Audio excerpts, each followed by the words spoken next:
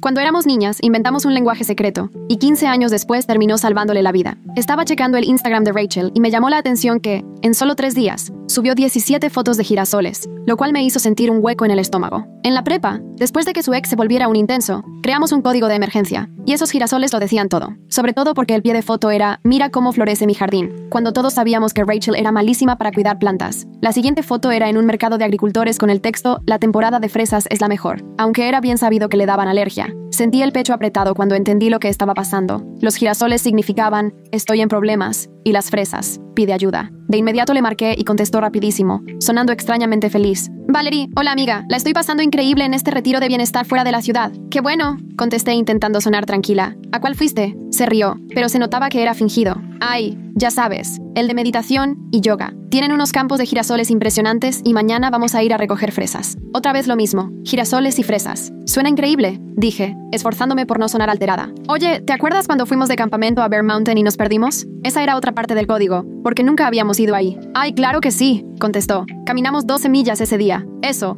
12 millas. Era la respuesta que confirmaba el código. Alguien más estaba escuchando, y Rachel no estaba ahí por gusto. «Igual y mañana me lanzo a verte, ¿te parece?», pregunté, esperando su reacción. Se quedó callada, y luego respondió con la voz un poco más aguda. «En realidad, no dejan visitas la primera semana, pero ya sabes, he leído un buen aquí, sobre todo esos libros azules que nos encantaban». Libros azules significaba que la estaban drogando. Todas las noches dan pastel de vainilla. Está delicioso. Y eso era señal de que no tenía idea de dónde estaba. Me temblaban las manos mientras tomaba nota. Me puse a revisar de nuevo sus publicaciones y empecé a ver más mensajes en clave, escondidos en pies de foto que parecían normales. Una foto del martes decía: «Hoy extraño mis joyas de plata», lo que quería decir que la tenían vigilada todo el tiempo. La publicación del miércoles sobre «amar estos despertares a las 6 a.m.» significaba que había 6 personas involucradas. El jueves subió una foto de su comida con el texto: «La comida aquí me recuerda al campamento de verano», nuestro código para decir que estaba asquerosa, y agregó: «No puedo esperar para nadar en el lago», cuando las dos sabíamos que le tenía pavor al agua porque no sabía nadar. Pero el último post, de hacía una hora, sí me heló la sangre. Una selfie con el texto: «Divirtiéndome muchísimo con mis nuevas amigas, especialmente con la chica que me recuerda a Jessica de 10º grado». Jessica era la chava de la prepa que fue secuestrada y asesinada. Salí volando al depa de Rachel y ahí estaba su laptop, abierta en la cama, mostrando la página del Instituto de Renovación de Vida, que se veía muy profesional. Pero cuando revisé el código fuente vi que la habían creado apenas 2 semanas antes. En el historial, Rachel había buscado a alguien llamado Dr. Desmond antes de que apareciera esa página. Lo googleé y me salieron artículos viejos sobre un psiquiatra que perdió su licencia por experimentar con pacientes sin permiso y que llevaba desaparecido 5 años. La página tenía supuestos testimonios de decenas de mujeres, todas más o menos de nuestra edad, todas diciendo lo mismo sobre encontrarse a sí mismas en ese lugar. Pero cuando me fijé bien en las fotos, todas tenían la misma cara perdida, y las frases eran casi idénticas. Estaba a punto de marcarle a la policía cuando Rachel subió otra publicación. Una foto grupal con otras 12 mujeres, todas vestidas de blanco, sonriendo. El pie decía: «Día de playa con las chicas. Juntamos 13 conchas y vimos un delfín. Pero cerca del norte de Nueva York no hay playas». Y en nuestro código, 13 conchas era peligro inminente, y delfín quería decir que alguien había muerto. Amplié la foto. Había 13 mujeres, pero decía «con las chicas»,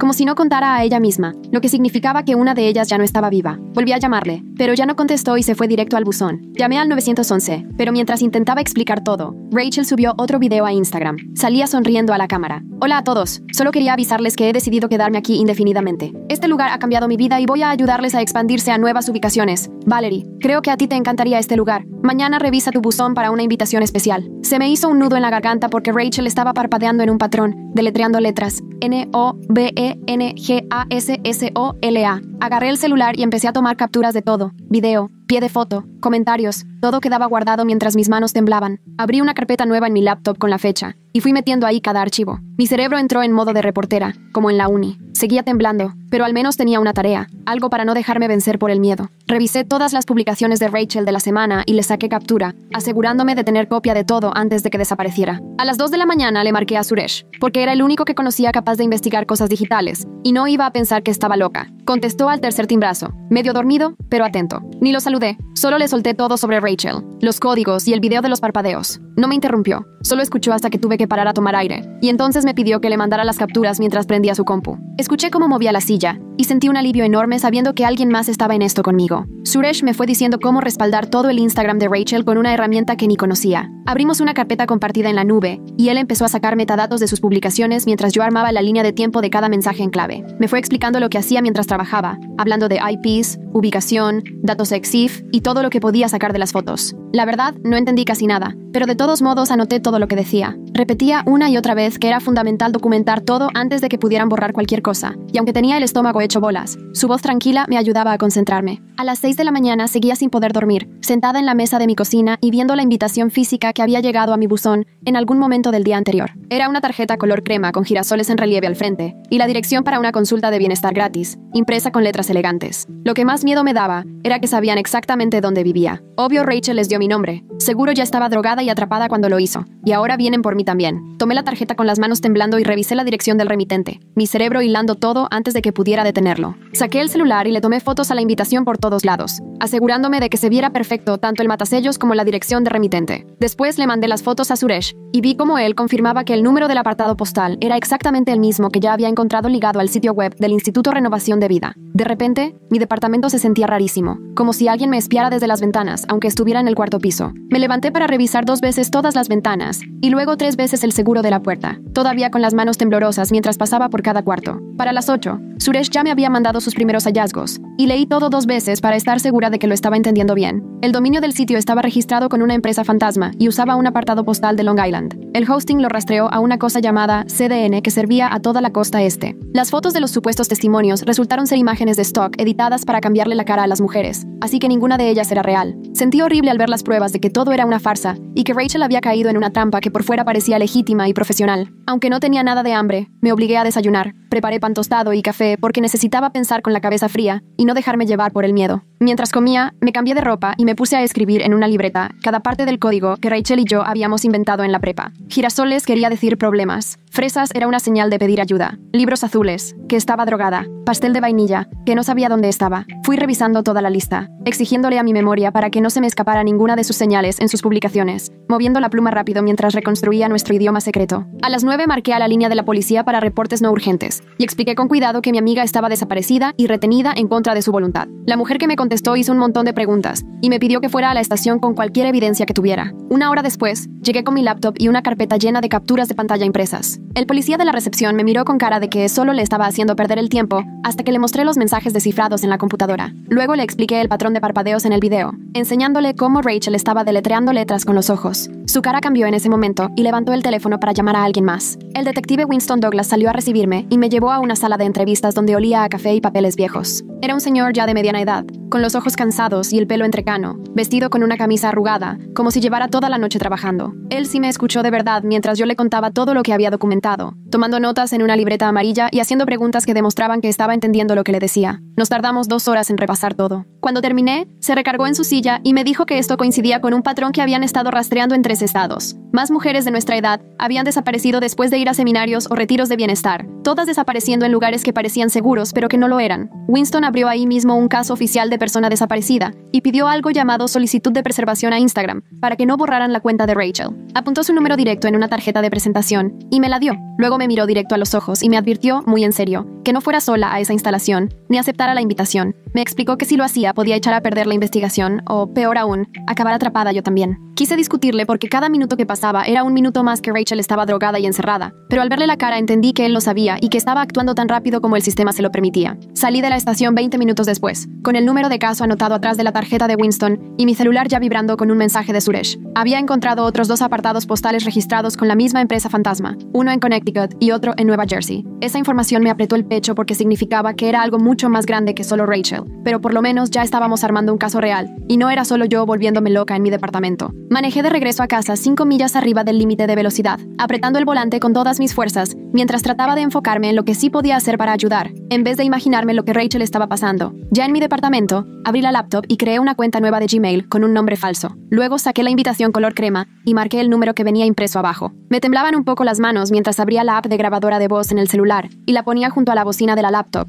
apretando grabar justo antes de que alguien contestara al tercer timbrazo. Una mujer me respondió con una voz súper relajada, como de las que te quieren vender meditación o yoga, y me preguntó cómo podía ayudarme a empezar mi proceso de renovación. Le dije que había recibido una invitación y que me interesaba saber más del retiro, y de inmediato empezó a preguntarme sobre mis niveles de estrés y si sentía apoyo de mi familia o amigos. Sus preguntas se sentían raras y demasiado personales para ser la primera llamada, como si quisiera averiguar si alguien notaría si yo desaparecía. Fui contestando con cuidado para sonar un poco desesperada y sola, pero sin ser tan obvia como para que sospechara. mencionando que últimamente me sentía muy abrumada y que no tenía muchos amigos cercanos por aquí. Ella hizo algunos comentarios amables y me explicó que el retiro estaba pensado justo para mujeres que se sentían desconectadas y necesitaban sanar de verdad. Luego me preguntó si alguien sabía que estaba llamando. Me quedé callada como si estuviera pensando mi respuesta y le dije que no le había contado a nadie porque quería decidirlo por mí misma, sin que nadie me presionara. Al oír eso, su voz se volvió más cálida y me ofreció un retiro de fin de semana gratis que empezaba en 5 días, asegurándome que era una oportunidad única para mujeres listas para cambiar su vida de verdad. Le dije que sonaba increíble, pero que necesitaba pensarlo y revisar mi agenda, y de inmediato me insistió con que los lugares eran súper limitados y que ese fin de semana era especial. Cuando me mantuve firme y le repetí que sí necesitaba pensarlo, todavía intentó convencerme 2 veces más, diciéndome que la duda era solo miedo que no me dejaba tener la vida que merecía. Al final aceptó que necesitaba tiempo y me pidió que llamara en menos de 24 horas si sí quería el lugar. Noté que su voz ya no sonaba tan amable cuando nos despedimos. Guardé la grabación y le mandé mensaje a Suresh para vernos en la cafetería cerca de su depa en 1 hora. Después, me puse a hacer notas detalladas sobre cada pregunta que me hizo y cómo reaccionó a mis respuestas. En la cafetería, Suresh ya estaba esperándome en una mesa hasta el fondo, con la laptop abierta. Me senté enfrente, saqué el celular y le puse la grabación de la llamada. Su cara se fue poniendo cada vez más seria mientras escuchaba, y cuando terminó, abrió un artículo sobre control coercitivo y las tácticas de manipulación que usan las sectas y los grupos de alto control. Me señaló la pantalla para mostrarme cómo las preguntas de la mujer iban directo a buscar a personas vulnerables, preguntando sobre aislamiento, apoyo familiar y si alguien sabía que estaba en contacto. La insistencia cuando dudé era una técnica de presión súper común, y lo que dijo sobre el miedo era manipulación para hacerme dudar de mi propio juicio. Nos quedamos otra hora ahí mientras me enseñaba más sobre el reclutamiento en sectas, y todo coincidía con lo que habíamos escuchado en la llamada. Mi teléfono sonó mientras seguíamos ahí, y apareció el número de Winston. Contesté y me dijo que ya había contactado al FBI porque el patrón en varios estados sugería que podría ser tráfico interestatal. Sentí un poco de alivio de que los federales se fueran a mover más rápido y tuvieran más recursos, pero luego me explicó que, en realidad, la participación del FBI quería decir más trámites y que la coordinación entre agencias sería más lenta. Me tragué la frustración y le pregunté qué podía hacer yo para acelerar las cosas, y me dijo que siguiera documentando todo, pero que bajo ninguna circunstancia me acercara al lugar ni aceptara la invitación. Cuando colgué, Suresh se dio cuenta de que estaba muy alterada y se ofreció a seguir investigando la huella digital mientras yo juntaba más pruebas desde las redes de Rachel. Esa noche,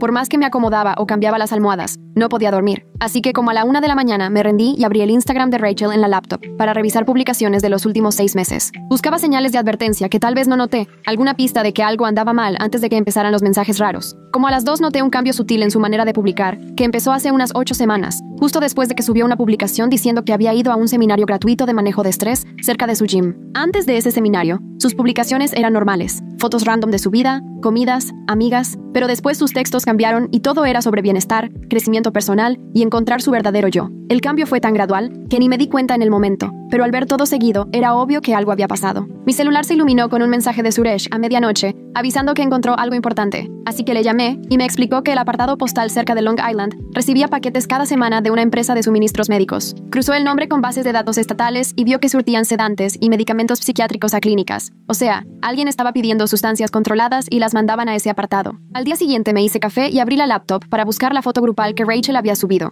la de todas las mujeres vestidas de blanco. Subí la imagen y esperé mientras el buscador la analizaba, mi café ya frío en la mano, hasta que empezaron a salir los resultados. 2 de las mujeres en esa foto estaban en bases de datos de personas desaparecidas, una de Virginia y otra de Pensilvania, las 2 reportadas como desaparecidas en los últimos 4 meses, después de decirle a sus familias que irían a retiros de bienestar. Me temblaban tanto las manos que casi tiró el celular al tomar capturas de los reportes y mandárselas a Winston, junto con un mensaje contándole lo que encontré. Me devolvió la llamada 50 minutos después, esta vez mucho más urgente, diciendo que iba a escalar el caso y formar un grupo especial para coordinarse con otras jurisdicciones, pero también me pidió que no tuviera más contacto con el lugar hasta que pudieran conseguir autorización para vigilancia, lo que todavía podría tardar varios días. Acepté porque sabía que discutir no serviría de nada, pero me sentía horrible al saber que Rachel seguía medicada y vigilada mientras esperábamos a que aprobaran el papeleo. Pasé la tarde en Facebook buscando a las familias de las 2 mujeres de la foto. Encontré sus perfiles y les mandé mensajes cuidadosos, preguntando si sabían algo de sus hijas y diciéndoles que quizá tenía información. Una de las mamás respondió casi de inmediato. Su mensaje era tan desesperado que me pedía por favor que le contara todo lo que supiera del paradero de su hija.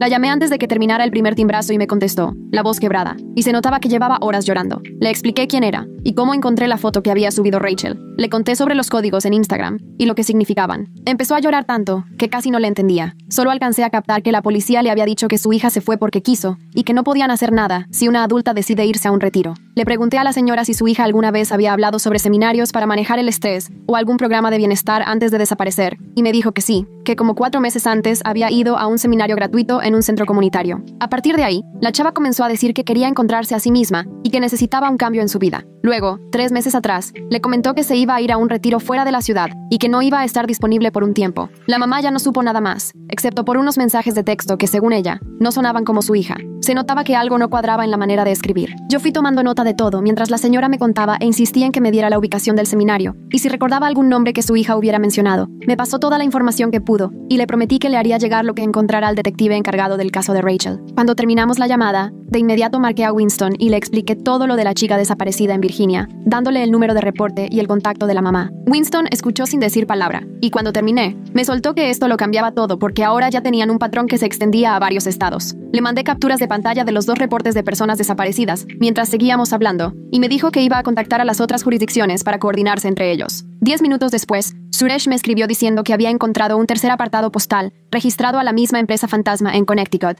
y un cuarto en Nueva Jersey. También le pasé eso a Winston, y fue cuando me cayó el 20 de que el caso ya no solo era sobre mi amiga, se estaba volviendo algo mucho más grande y organizado. La siguiente hora la pasé buscando contactos en el medio que pudieran interesarse en una historia así, hasta que me acordé de que una excompañera había entrevistado a una reportera de investigación que se especializa en fraudes de bienestar. Encontré su correo electrónico y le mandé un mensaje súper cuidado, explicándole que tenía información sobre una red de retiros falsos y preguntando si estaba dispuesta a hablar bajo confidencialidad. Laura Hendricks me contestó rapidísimo, como en media hora, diciendo que podía verme al día siguiente en una cafetería del centro. Yo llegué antes de tiempo y la reconocí en cuanto entró, porque se parece mucho a la foto que viene en sus artículos. Una señora de unos 50, con una mirada súper aguda, como si todo el tiempo estuviera analizando el lugar. Pidió un café y me dejó contarle todo sin interrumpir. Ni siquiera sacó libreta. Nada más me escuchó bien atenta, como si ya hubiera escuchado historias parecidas antes. Cuando terminé, se recargó en la silla y me contó que llevaba 3 años siguiendo la pista a gente sin licencia que organiza retiros de bienestar truchos. Me explicó que se aprovechan de mujeres que están pasando por momentos difíciles. Les venden la idea de una transformación, las aíslan y luego les vacían sus cuentas antes de desaparecer. Muchas no denuncian porque les da pena y los responsables se mueven tan rápido que ella nunca logra publicar nada antes de que se esfumen. Le pregunté si quería ayudarme a exponer todo esto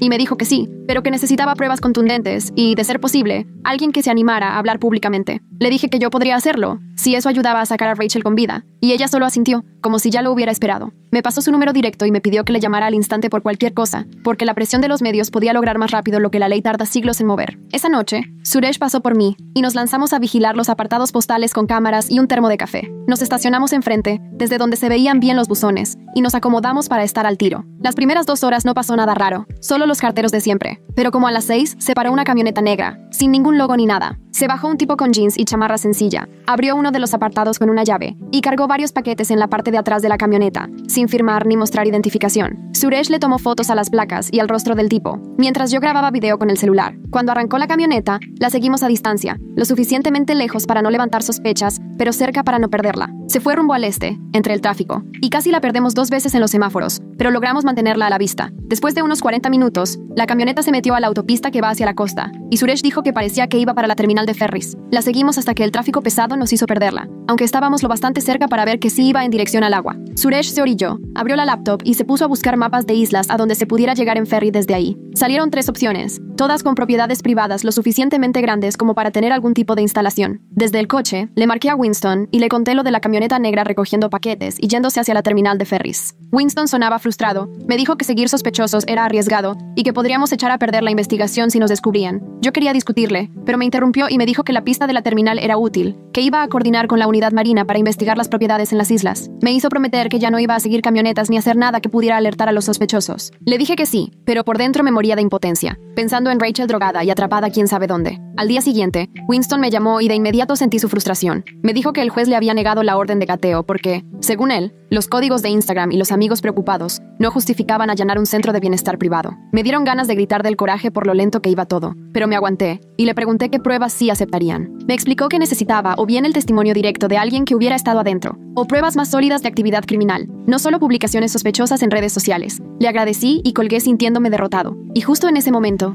me llegó un mensaje de Laura. Me mandó el link de una publicación anónima en un foro de hace 6 meses. Una supuesta enfermera contaba que renunció a un retiro de bienestar porque le pidieron sedar pacientes sin los permisos adecuados. Ahí mismo mencionaba que el personal le llamaba Blue Books al protocolo de sedación, el mismo código que Rachel había usado en su pie de foto en Instagram. Le tomé una foto a la publicación y se la mandé enseguida a Winston, mientras le escribía a Suresh para ver si podía averiguar quién la había subido. 20 minutos después, Suresh me regresó la llamada para decirme que la cuenta se había creado usando una VPN y que solo tenía esa publicación antes de quedarse inactiva. Luego, Laura me mandó un mensaje sugiriendo que intentáramos contactar por el foro, por si la persona aún lo revisaba. Así que armé una cuenta anónima y publiqué una respuesta muy cuidadosa, preguntando si alguien sabía algo sobre retiros de bienestar que usaran el protocolo Blue Book. Le di enviar y me quedé pegada al celular, esperando que la persona original leyera y contestara. Los 2 días siguientes se me hicieron eternos. Tenía la laptop abierta todo el tiempo, actualizando la página del foro cada rato, aunque sabía que me avisaría si llegaba alguna respuesta. No tenía hambre y casi no podía dormir. Solo me la pasaba revisando el Instagram de Rachel viendo si subía algo nuevo,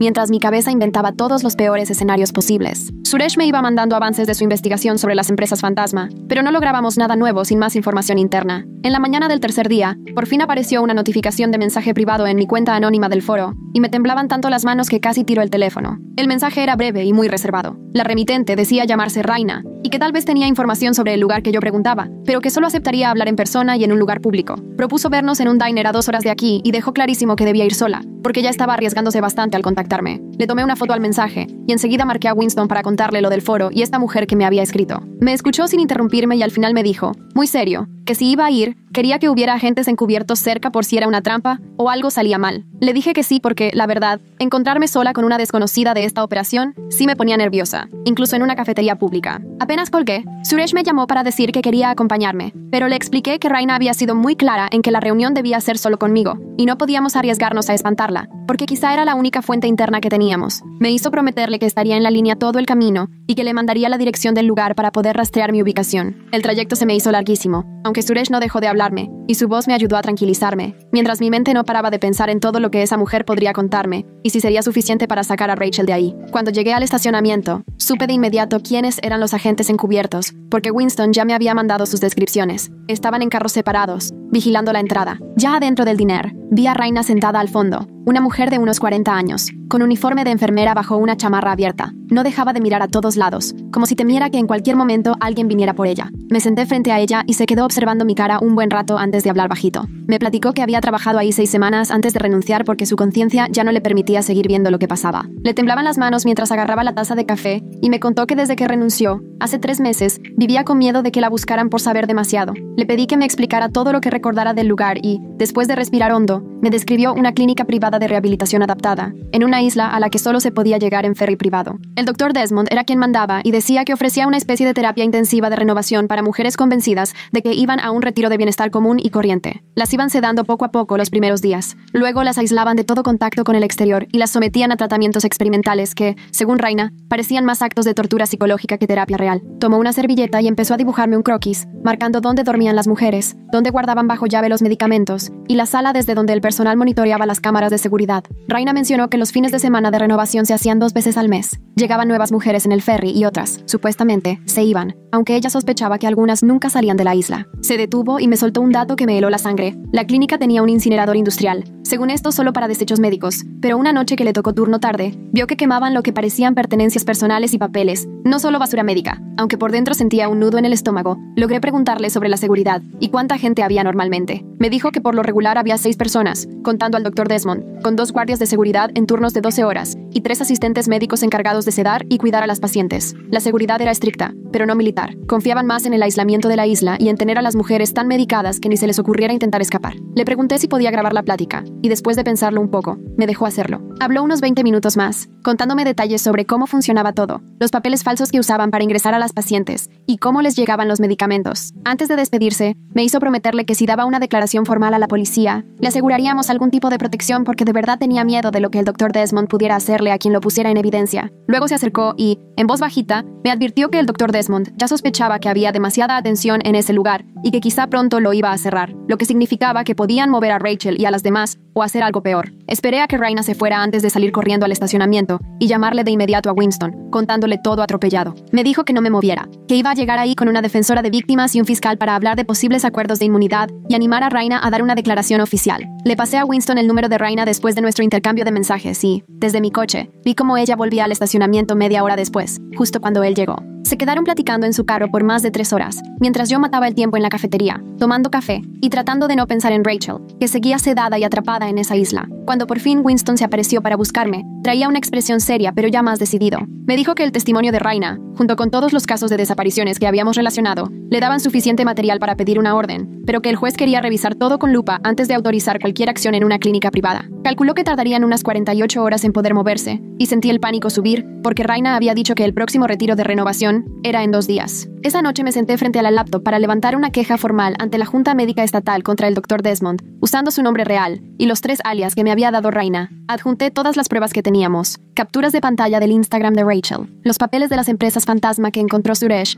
y la declaración escrita de Raina sobre los famosos tratamientos experimentales. El formulario online me tomó como 1 hora porque no dejaba de agregar detalles, sabiendo que esto no iba a resolver nada de inmediato, pero al menos dejaría una queja oficial registrada. Si el Dr. Desmond intentaba largarse y empezar de cero en otro lado, esta denuncia lo iba a seguir y le complicaría conseguir credenciales médicas. Envié el formulario a las 11:47 de la noche y, al ver la pantalla de confirmación, sentí que por lo menos había hecho algo útil, aunque tenía claro que la burocracia va a paso de tortuga. A las 2 de la mañana sonó mi celular y, medio dormida, lo agarré de la mesita de noche para ver que era Suresh. Su voz sonaba toda acelerada, entre el café y la adrenalina, mientras me explicaba que llevaba 6 horas picado con los metadatos del video que subió Rachel a Instagram. Los datos de la señal CDN mostraban que la transmisión venía de una torre celular que solo daba servicio a una isla barrera frente a la costa, y cuando cruzó esa ubicación con los registros de propiedad, dio con un centro de rehabilitación abandonado. El lugar estaba a nombre de otra empresa fantasma, pero con el mismo representante legal que el Instituto de Renovación de Vida, o sea que sí estaba ligado directamente a lo de Desmond. Suresh me mandó la dirección y las coordenadas GPS mientras seguíamos hablando, emocionadísimo mientras me contaba el relajo que fue rastrear la propiedad entre 4 empresas fantasma distintas. Abrí las coordenadas en mi laptop y me quedé viendo la imagen satelital de un complejo enorme en una islita, sintiendo cómo se me apretaba el pecho al entender que ahí tenían a Rachel. Después de colgar con Suresh, ni siquiera intenté dormir. Me la pasé el resto de la noche investigando todo lo que pudiera sobre ese lugar. En la base de datos de licencias del condado, encontré registros viejos de cuando era un centro de rehabilitación formal, permisos de construcción, reportes de inspección de hace 15 años y hasta una nota de hace 5 años sobre cómo lo cerraron por violaciones al Código de Salud y quejas de expacientes por mala atención. Desde entonces, la propiedad había cambiado de manos 2 veces, cada vez a una empresa distinta que no pude ligar a nadie real. Los registros de licencias mostraban que el lugar tenía acceso por lancha con muelle privado, una pista de helicóptero en la azotea y camas para 30 pacientes repartidas en 3 pisos. Iba perfecto con lo que buscaba el Dr. Desmond, lo suficientemente alejado y grande para tener a varias mujeres ahí, incomunicadas totalmente del mundo exterior. A las 8 de la mañana entró una llamada de un número que no reconocía y casi la dejó ir al buzón, hasta que recordé que tenía que seguir con mi papel de posible recluta. La misma mujer de voz demasiado dulce que ya me había hablado antes, me recordó sobre el retiro de cortesía que empezaba al día siguiente, con ese tono amable pero medio presionando. Me dijo que les encantaría mandarme un coche a las 10 de la mañana, como si me estuviera haciendo un favor y no la trampa que yo ya sabía que era. Me temblaban las manos, pero me obligué a sonar interesada y agradecida, diciéndole que sí aceptaba y preguntando qué tenía que llevar. Me dio una lista cortita de ropa cómoda y artículos de aseo, aclarando que no necesitaría ni celular ni laptop, porque lo importante del retiro era desconectarse de la tecnología. En cuanto colgué, le marqué a Winston y le solté toda la información rapidísimo, contándole que ya había aceptado el transporte. Me detuvo en seco y me dijo que ni loca, que no iba a dejar que yo pusiera un pie en ese lugar, con un tono más fuerte del que jamás le había escuchado. Discutimos como 20 minutos, yo tratando de convencerlo de que tener a alguien adentro para confirmar la ubicación de Rachel y juntar pruebas era clave, y él terco en que era demasiado riesgoso y que ya casi tenían la orden para entrar. Le insistí con el tiempo, recordándole que Raina había dicho que Desmond planeaba cerrar pronto y que esta podía ser nuestra única oportunidad. Al final,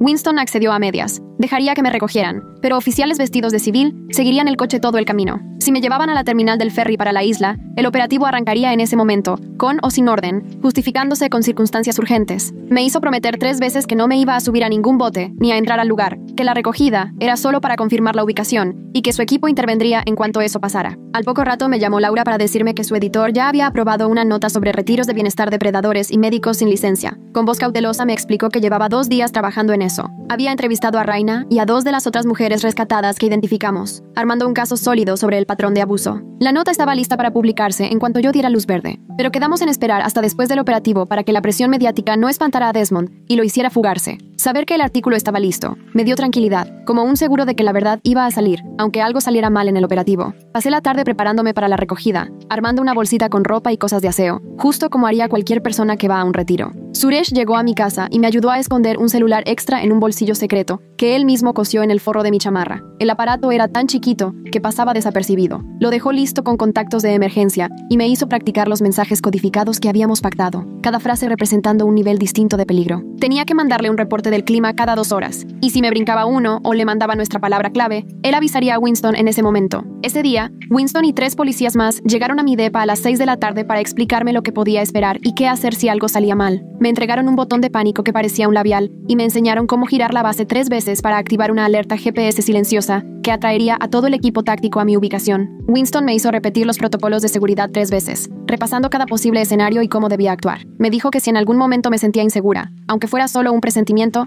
debía activar el botón y ellos entrarían sin esperar ninguna orden. La manera en que me miró cuando lo dijo me hizo ver lo preocupado que estaba, pero yo no iba a echarme atrás porque sabía que necesitábamos esa prueba. Esa noche, no soltaba el celular ni un minuto, y cuando Rachel subió una foto nueva a Instagram, mostrando un atardecer desde una ventana, supe de inmediato que era una señal. El pie de foto decía que ya quería que llegara el fin de semana de renovación y que todo iba a cambiar. Amplié la foto y revisé cada detalle hasta que noté su reflejo en el vidrio. Estaba levantando 2 dedos, que para cualquiera serían una señal de paz, pero yo reconocí enseguida nuestro código para indicar segundo piso. Su mano aparecía en el lado derecho del reflejo, señalando el ala este del edificio. Le tomé una captura de pantalla y se la mandé a Winston junto con el croquis que hizo Raina, explicándole que Rachel acababa de confirmar exactamente dónde estaba. Winston contestó en segundos diciendo que ya tenían la información y que el equipo táctico estaba listo en tierra, esperando nada más a que yo confirmara la ruta del ferry. Me quedé viendo el reflejo de Rachel en esa ventana por un buen rato, notando lo delgada que se veía su cara y la expresión agotada de sus ojos, incluso en una foto tan borrosa. Mañana temprano me voy a subir a ese auto y dejar que me lleven a la isla, confiando en que el equipo de Winston nos va a seguir y que nuestro viejo sistema de códigos de la infancia va a bastar para que salgamos de esto. Tomo una nueva captura de pantalla del reflejo de Rachel en esa ventana y se la mando directo a Winston, junto con el croquis de Raina, escribiéndole que Rachel acaba de confirmar. Segundo piso, ala este. Su respuesta llega rapidísimo, diciendo que el equipo táctico ya está bien colocado en tierra firme y el equipo marino tiene lanchas listas para moverse cuando sea necesario. Le confirmo que ya estoy en la instalación. Me quedo viendo la pantalla, leyendo su mensaje varias veces, sintiendo cómo me cae el 20 de que mañana esto va en serio. Esa noche, el sueño nomás no llega. Me la paso acostada en la cama repasando todas las cosas que podrían salir mal. No dejo de pensar en Rachel, drogada y vigilada, en la chava que murió y que se mencionó en el código del delfín, en la mirada fría del Dr. Desmond en esas fotos viejas. Pero cuando el miedo empieza a subir, me acuerdo de Rachel usando nuestro código para pedir ayuda. Me acuerdo de cómo parpadeaba la advertencia en el video, y sé que no puedo fallarle después de 15 años de amistad. A las 6 de la mañana ya estoy lista, con ropa cómoda, justo como la que usaría alguien estresada en un retiro de bienestar, mi bolsita empacada con artículos de aseo y un cambio de ropa. Reviso por segunda vez que el celular de respaldo siga bien escondido en el forro de la chamarra, cuando desde la ventana veo que un sedán negro se detiene afuera de mi edificio. Es el mismo tipo de carro que Suresh y yo vimos en el apartado postal, vidrios polarizados y sin ninguna marca. Me tiemblan las manos cuando agarro mi bolsa y bajo las escaleras, mandándole un mensaje a Suresh para avisarle que el transporte ya llegó. La que maneja es una señora de unos 50 años. Trae pants de yoga y una blusa floja. Su sonrisa es tan amable que hasta parece de comercial cuando abre la puerta trasera para que suba. Me dice que se llama Melissa y que voy a vivir una experiencia increíble en el retiro. Me subo al asiento de atrás y ella empieza a contarme lo transformador que es el programa, que le cambió la vida por completo y que estoy tomando la mejor decisión de mi vida. Su voz tiene ese mismo tono dulce, como la mujer que me habló por teléfono, casi como si estuviera leyendo un guión. Yo le sigo la corriente y le digo que estoy emocionada pero nerviosa, y en cuanto arrancamos, saco mi celular y le mando mi ubicación a Suresh. Melissa sigue platicando alegre sobre meditación y autodescubrimiento mientras yo voy poniendo atención a la ruta, notando que vamos justo hacia la terminal del ferry como lo planeamos. Le mando a Suresh actualizaciones cada rato con nombres de calles y puntos de referencia, cuidando que los mensajes suenen casuales por si Melissa revisa. Winston me escribe para decirme que ya tienen confirmación visual del sedán y el equipo se está moviendo. Me pide que mantenga la calma y que todo siga normal a menos que detecte peligro. Al fin se ve la terminal del ferry y Melissa estaciona en un lote reservado para los vehículos del retiro. Me lleva a un ferry privado mucho más pequeño que los públicos, con unos 12 asientos y una cabina chiquita. El trayecto de 40 minutos se me hace eterno mientras la lancha se mueve entre las olas, y me obligo a memorizar todo lo que veo. La isla va apareciendo poco a poco, llena de árboles y con un solo edificio grande junto a la orilla, que parece una mansión vieja remodelada, justo como la instalación de rehabilitación que Suresh encontró en los registros. Voy contando ventanas, viendo el muelle, los caminos y las cámaras de seguridad en las esquinas. Atracamos en un muelle privado donde ya nos esperan 2 empleados vestidos de lino blanco y con esa cara tranquila que Raina describió. Me reciben con toda amabilidad y uno de ellos me pide mi celular y mi bolsa para guardarlos durante la desintoxicación digital. Ya sabía que eso iba a pasar, pero igual me siento expuesta y vulnerable al entregar mi celular normal, agradecida de que el de respaldo siga bien escondido en la chamarra. Me llevan por un caminito de piedra rumbo a la mansión, y yo voy contando los pasos y fijándome bien en la distancia del muelle a la entrada. El recibidor tiene una decoración tranquila y elegante en colores neutros. La música ambiental apenas se escucha, y enseguida me llevan a un consultorio pequeño con sillones cómodos y una fuente de agua. El doctor Desmond entra, y lo reconozco al instante por las fotos antiguas, aunque ahora se ve más delgado y su pelo ya es completamente canoso. Viste ropa casual que se nota es de marca. Sonríe con calidez, pero sus ojos son fríos y calculadores mientras me observa. Se sienta frente a mí y comienza a hacerme preguntas amables sobre mi estrés, mi familia, y si algún amigo cercano sabe que estoy aquí. Yo respondo con cautela, fingiendo ser una mujer desesperada buscando ayuda, al mismo tiempo que reviso el lugar en busca de cámaras y salidas. Distingo 2 cámaras en las esquinas y me doy cuenta de que la puerta solo se puede abrir desde afuera. El doctor asiente con cada una de mis respuestas, y me dice que claramente tengo mucha tensión acumulada, y que su programa puede ayudarme a soltarla. Después de casi 20 minutos, me asegura que soy perfecta para su programa intensivo, y que le emociona empezar mi proceso de renovación. Entra un empleado con una charolita y me deja una taza de té enfrente, sonriendo de manera tranquilizadora. Tomo la taza y la huelo, notando enseguida ese aroma químico amargo mezclado con la manzanilla, justo como me había advertido Raina. Hago como que tomo un sorbo, pero en realidad dejo que la mayor parte del té caiga discretamente en una maceta junto a mi silla. Después finjo que el sueño me vence y le digo al doctor que el té ya me está relajando. Él parece satisfecho y le pide al empleado que me acompañe a mi cuarto para que descanse antes de la cena. Me llevan por una escalera al segundo piso, doblan a la derecha hacia el ala este, tal como Rachel había señalado en la foto. Cuento las puertas al pasar y alcanzo a ver a Rachel 3 puertas más adelante. La lleva otro empleado rumbo a lo que llaman una sesión de renovación. Se ve demasiado delgada, pálida y muy cansada, con movimientos torpes, como si estuviera medicada, pero sus ojos se abren un poco al verme, y yo le hago una seña discreta para que sepa que estoy aquí para ayudar. El empleado abre la puerta de un cuarto sencillo, con cama, tocador y baño pequeño, y me dice que descanse, que alguien pasará por mí para la cena. En cuanto cierran la puerta, saco el labial con botón de pánico, y giro la base 3 veces para activarlo. Luego lo escondo detrás del respiradero donde no lo encontrarán si revisan. Saco el celular de respaldo y le mando un mensaje rápido a Winston, avisándole que ya estoy dentro y que vi a Rachel. Me responde casi al instante, que el equipo llega en menos de media hora y que no salga del cuarto si es posible. Me siento en la cama y reviso la hora, viendo cómo los minutos se arrastran mientras escucho pasos y voces afuera. El personal va y viene y alcanzo a oír a otras mujeres llorando o hablando con voces apagadas y lentas, lo que me parte el corazón. Me asomo con cuidado por la puerta y veo a un guardia en la escalera, un tipo grande vestido de oscuro con un radio en la cintura. Me memorizo su posición y la distribución del pasillo, contando las puertas entre la mía y la de Rachel, buscando salidas de emergencia o escaleras alternas. Los siguientes 20 minutos se sienten eternos, mientras espero a que llegue el equipo de Winston. El corazón me late a 1000 cada vez que alguien se acerca a mi puerta. De repente, una alarma ensordecedora suena en todo el edificio y salto de la cama, sintiendo el miedo y la esperanza mezclados. Se oyen gritos y voces entrelazadas desde abajo, y escucho al guardia hablar rápido por el radio. Abro la puerta y me asomo un poco más. Veo a empleados vestidos de blanco corriendo hacia las escaleras, sus caras antes serias ahora llenas de pánico. Por la ventana al fondo del pasillo distingo barcos acercándose al muelle, embarcaciones oficiales con luces encendidas. Un gran alivio me recorre el pecho. Winston sí cumplió. Ya están aquí. Los gritos aumentan por la escalera y escucho que alguien ordena cerrar el edificio, asegurar a los pacientes y llevarlos al sótano. Me adentro más por el pasillo y veo a otras mujeres asomándose, con la mirada perdida y confundida. Afuera, por los altavoces, la voz de Winston retumba por toda la propiedad, clara y firme. Les pido a todos que salgan del edificio con las manos visibles, despacio, sin oponer resistencia. Más voces alteradas abajo y reconozco la voz de Desmond, aguda y llena de furia, gritando que destruyan pruebas y que lleguen a los barcos.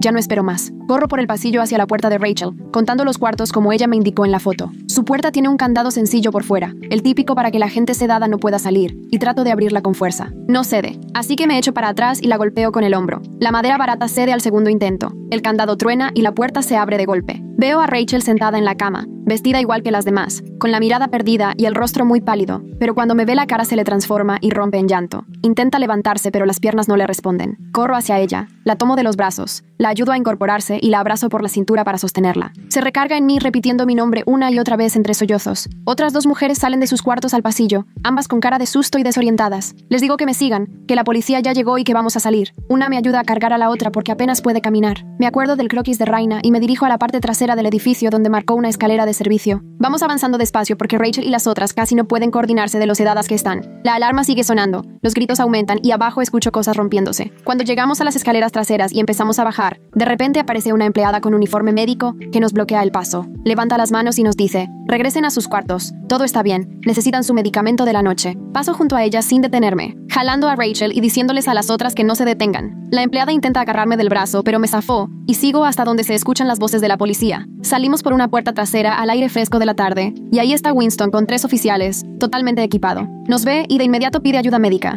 la cara llena de alivio y preocupación. Nos alejan del edificio y nos llevan a un área despejada donde los paramédicos ya están listos. Afuera todo es un caos controlado. Policías por todos lados, unos asegurando el área, y otros poniendo esposas a empleados que salen con las manos atrás. Los paramédicos tienen su zona de triage con camillas y equipo, y siguen sacando a más mujeres por diferentes puertas. No me separo de Rachel mientras un paramédico le toma el pulso y le revisa los ojos con una linterna. Apenas puede contestar las preguntas, y luego le ponen un suero para limpiar los medicamentos de su cuerpo. Rachel no para de llorar y de apretar mi mano, pidiéndome perdón una y otra vez. Le digo, no fue tu culpa, te encontré, ya estás a salvo. Winston se acerca y se agacha junto a nosotras, con una cara súper seria. Encontramos a 12 mujeres dentro de la clínica, todas estaban fuertemente sedadas. También hallamos muchísimos registros en la oficina de Desmond, notas muy detalladas sobre tratamientos experimentales y combinaciones de medicamentos. Siento el estómago revuelto, pero Winston sigue y me explica que Desmond se escapó por un acceso al muelle del otro lado de la isla antes de que pudieran cerrar todo el perímetro. Ya giramos órdenes de arresto y pusimos alertas en varios estados. Todas las agencias lo están buscando. Rachel ya tiene el suero, y el paramédico dice que necesita ir al hospital para observación y desintoxicación. La suben a una camilla y yo me meto a la ambulancia con ella. No pienso dejarla sola. En el hospital la internan en observación y le empiezan un protocolo para limpiar los sedantes. Me quedo sentada junto a su cama, mientras doctores y enfermeras entran y salen revisando sus signos y haciendo preguntas. Rachel está medio atontada, pero más alerta, y no deja de agradecerme que me haya acordado del código. Me daba muchísimo miedo que no entendieras los mensajes de Instagram, que nadie descifrara a tiempo. Le agarro la mano y le digo, jamás se me olvidaría nuestro código. Supe que algo estaba mal en cuanto vi los girasoles. Cuando al fin se van los doctores, me encierro en el baño y me dejo caer, llorando con las manos en la cara y todo el cuerpo temblando. Me lavo, respiro y regreso a sentarme con Rachel hasta que se queda dormida. Los días siguientes, el caso explota y se vuelve enorme. El FBI toma el caso porque ya salió que Desmond tenía clínicas en al menos 4 estados. Winston me llama para darme noticias, contarme cómo va la investigación y cómo están identificando a más víctimas. La historia de Laura sale en un periódico importante, con entrevistas a Raina y a 2 de las mujeres rescatadas, explicando cómo funcionaba el supuesto retiro de bienestar. Empiezan a llegar montones de denuncias de gente que reconoce el patrón, que tiene familiares desaparecidos después de ir a programas parecidos. La línea directa que habilitaron para la investigación recibe cientos de llamadas. Rachel se queda en el hospital 5 días, monitoreando su recuperación y empezando terapia para el trauma. La visito diario, llevándole comida de verdad y acompañándola en los momentos duros. 2 semanas después, Rachel se queda a vivir en mi departamento porque todavía no se siente lista para estar sola en su casa. Cada día está más fuerte,